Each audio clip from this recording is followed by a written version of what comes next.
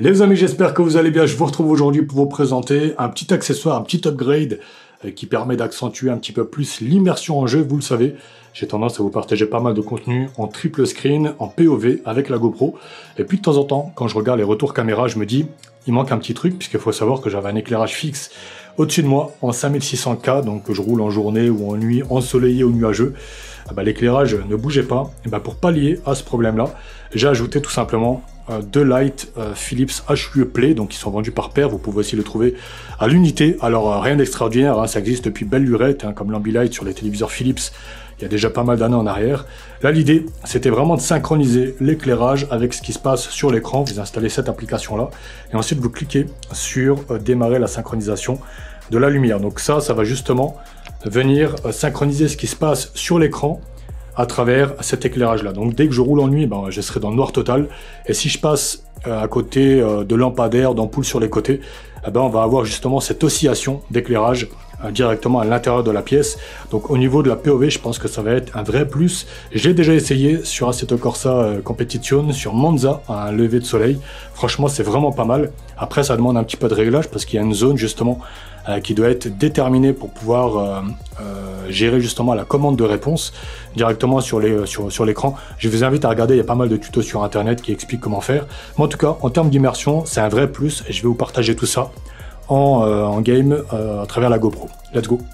Je vous retrouve sur Assetto Corsa, on va se faire un petit tour sur Monza. Bon, l'idée c'est juste de mettre en évidence la synchronisation de la lumière. Donc là, au niveau de l'application installée sur le PC, vous le voyez ici, arrêter la synchronisation de la lumière puisque j'ai pris le temps de la synchroniser. Vous allez le voir de toute façon, rien qu'au niveau, voilà, au niveau de la variation déjà des menus.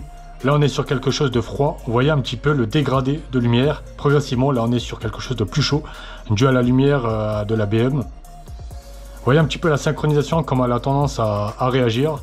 Et c'est quasi instant, hein. Je crois qu'en plus, c'est le pré-réglage extrême. Je ne sais pas si ça a une incidence réelle. Mais en tout cas, ça a tendance à vraiment plutôt bien marcher. On va se faire... Alors, on va peut-être se prendre un petit setup quand même. Je sais pas si je l'avais chargé déjà, ouais. On va se faire un petit...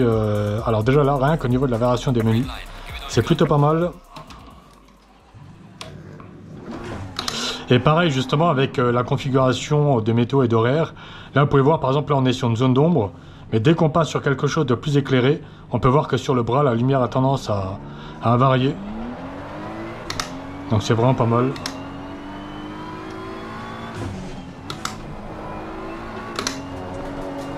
Là vous voyez, les zones un peu plus éclairées. En fait au niveau du réglage, lorsque vous configurez l'application, donc juste au-dessus, vous avez un raccourci que vous pouvez définir sur le clavier qui permet justement de gérer la zone. Donc moi je prends à peu près ça comme hauteur. Et puis après au niveau de la largeur, c'est quasiment au niveau des rétroviseurs que je sélectionne légèrement sur la route et un petit peu sur le tableau de bord pour justement apporter cette lumière progressive vers moi. Là vous allez le voir dans les zones un peu plus ensoleillées, voilà comme ici. Et puis on retombe sur des zones d'ombre.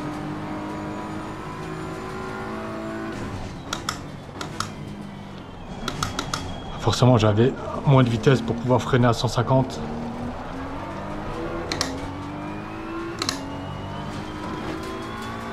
Vous voyez, bizarrement le volant ne fonctionne pas sur du moins les diodes ni le compteur, alors qu'il fonctionnait sur la vidéo de WRC. Vous voyez là on est sur carrément quelque chose de différent.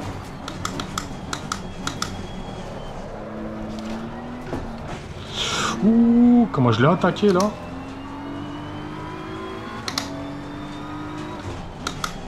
Non, c'est dingue, franchement c'est ouf. Je vais peut-être ajouter je sais pas encore si je vais ajouter encore deux lights sur les côtés. Parce que celles-ci sont centrales. Mais est-ce que je vais peut-être ajouter deux lumières complémentaires, non pas les mêmes, mais des ampoules qui viennent voilà, donner un petit coup de pouce sur les écrans latéraux.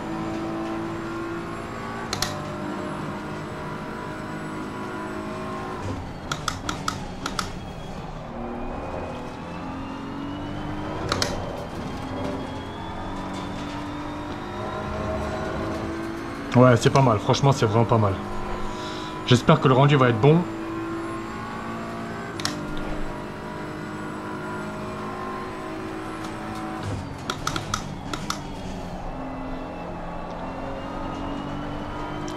Là, je vous mets vraiment en évidence un petit peu la réactivité de l'accessoire. Et d'ailleurs, on le voit en direct, vous le voyez, au-dessus là, où il y a écrit bureau de gaming, je sais pas si vous le voyez. Mais on a cette variation d'éclairage. Et justement, les deux zones sont justement liées aux deux lumières en question. Donc ça vient balayer vraiment les deux parties que j'ai prédéfinies. Et ça se fait justement via l'application. Via l'application, alors je sais pas avec la GoPro si ça va fonctionner, mais bon. Via l'application, parce que je voulais filmer avec la GoPro, mais j'aurais pas eu le retour pour voir si ça filme correctement ou pas.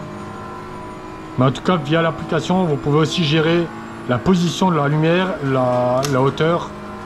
En fait, vraiment de les localiser. Vous pouvez synchroniser aussi l'éclairage des deux. Il y a un mec, par exemple, il a mis un point fixe pour avoir le balayage complet de tout ce qui se passe sur l'écran, sur les deux lumières. Moi, j'ai fait en sorte d'avoir vraiment deux zones bien séparées, d'avoir plus une partie gérée sur l'écran.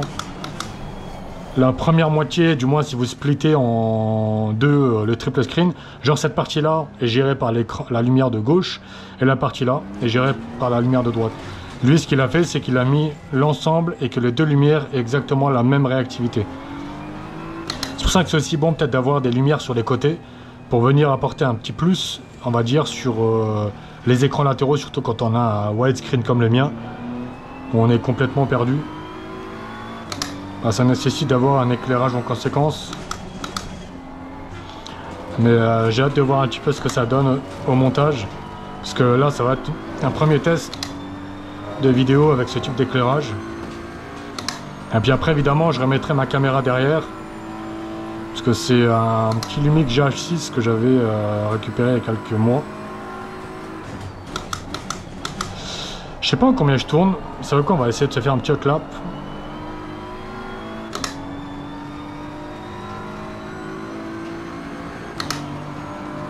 Je crois que j'avais vu une 49, un truc comme ça. Je sais pas, je crois que c'est pas ouf. Hein. Bon, je vois pas très bien puisque là, la GoPro est à moitié sur mon œil gauche. Oh.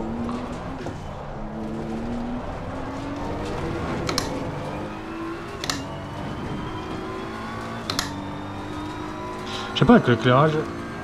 Non, c'est pas ça. Enfin, je voulais essayer l'éclairage, mais bon, laisse tomber.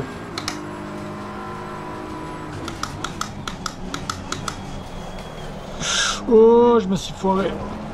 Ouais, on va oublier l'autre là. On va juste voir ce que ça va donner, ça reste encore valide.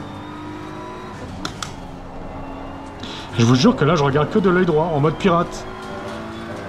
La GoPro, elle est carrément sur mon œil gauche parce que là, je suis en train de tester un autre système de fixation. Je l'ai mis sur ma casquette pour éviter qu'elle me crame les vies, enfin le front, avec l'attache d'origine de la GoPro. J'ai acheté une batterie externe aussi, et ben elle tient pas du tout. La GoPro me dit qu'il y a une alimentation insuffisante alors qu'elle est plus puissante que celle avec laquelle j'utilise. C'est ouf.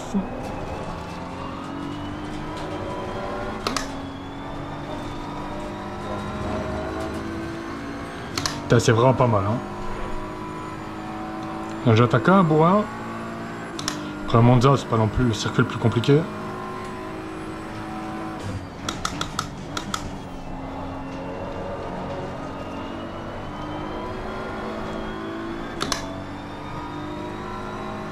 Allez, on se fait un dernier. Là, je crois que je tourne en 1,49. Enfin, de ce que j'ai vu.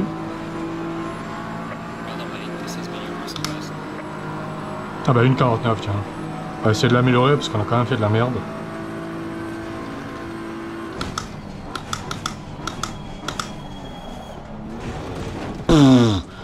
Le dégressif était tellement puissant que ça a freiné bien plus tôt.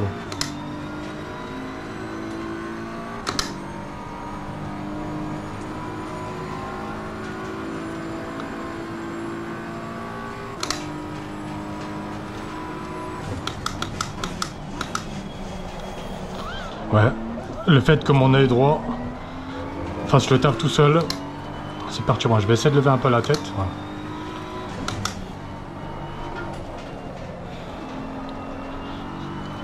En levant un peu la tête, on va voir.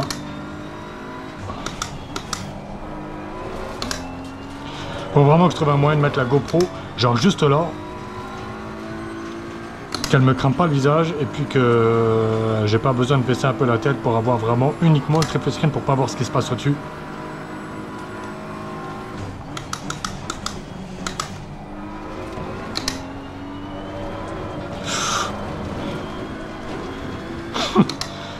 On était en catastrophe, mais j'ai gardé le pied au plancher. Ah, moi ça. Ça réagit tellement bien.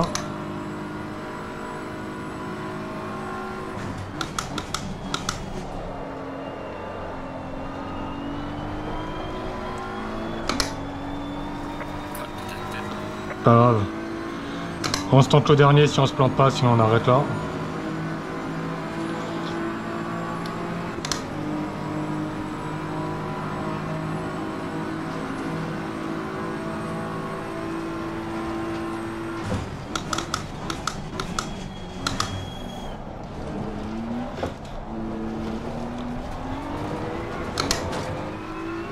Un peu mieux.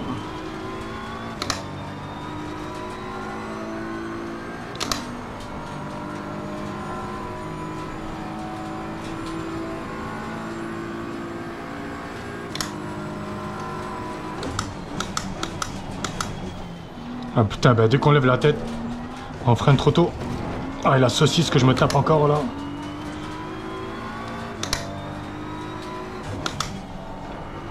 Et là, trop tôt. Ah ouais, mon gars, on est rouillé comme jamais. Et je suis là, je vais attaquer un clap.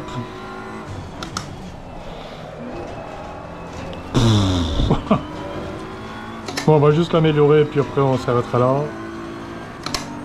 Puis là, pareil, le problème c'est que le volant est trop petit. Du coup, je vois pas les infos sur le volant. Avec le Fanatec, on voit bien. La roue est plus grande, forcément, plus espacée.